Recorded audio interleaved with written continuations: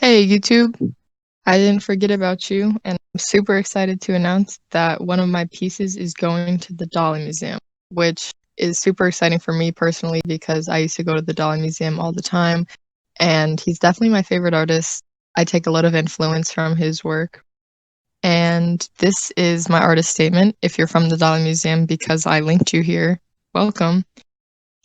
We were only allowed 75 characters, so this is what I had posted in the museum. I wrote, "This piece was inspired by eating disorders and the delusion that results from being able to meet unrealistic desires, which causes delicacies to become deadly.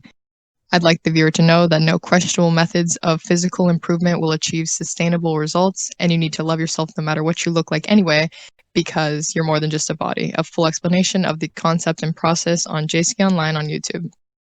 So that's that.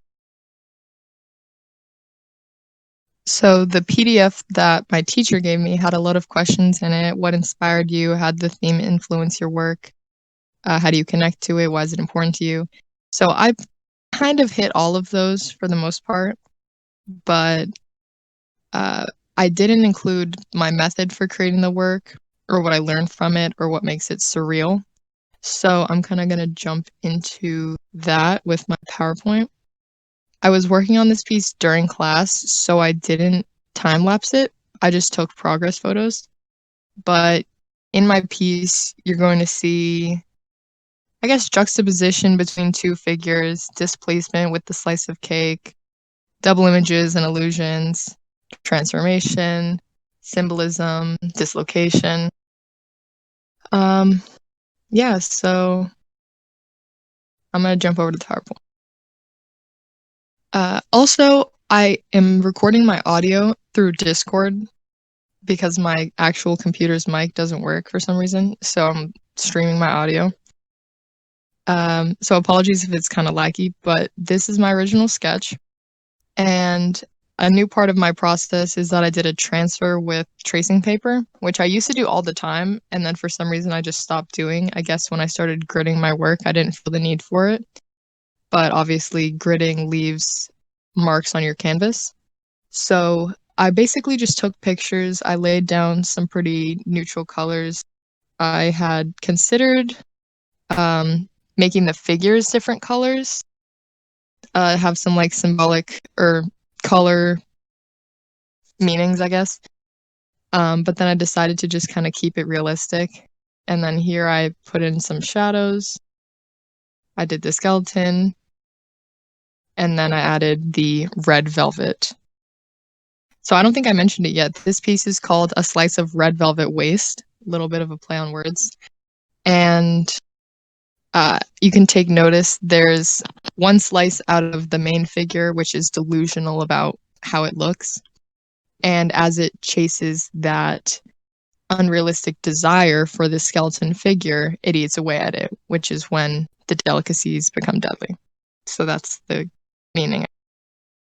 And then as we go through, this was my revision. I deepened the shadows and then I took or added a slice back to the other figure and took it out of the cake so that it would be opposite, one slice out of here and one slice left there.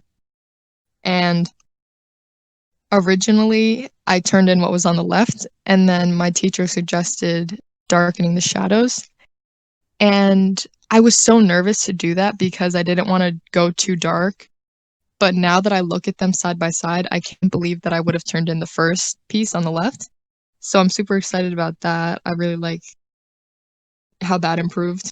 And that would be a major thing I learned was, obviously start off light with your shadows, but don't be afraid to get darker because I think that had a huge impact on the piece. And I wanted to mention another detail that wasn't really related to the prompt, but was important to my inspiration. So I did the head and hands in the style of a mannequin because the face and fingertips would be the most identifiable features of a person.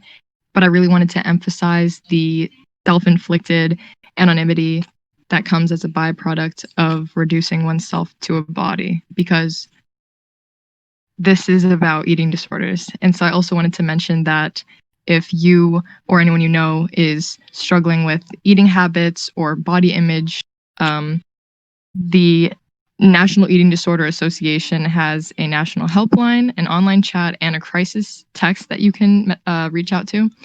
So please do that because, after all, that is what I'm trying to send with this. And if you're from the Dali Museum, thank you so much for visiting. And if you're one of the 3 girls that came from Eastlake, hey, congratulations, you guys too. Everyone did such amazing work. And I'm super excited to go myself and see some other work. So yeah, thank you so much. Oh, and happy holidays. It's Christmas Eve. Bye, everyone.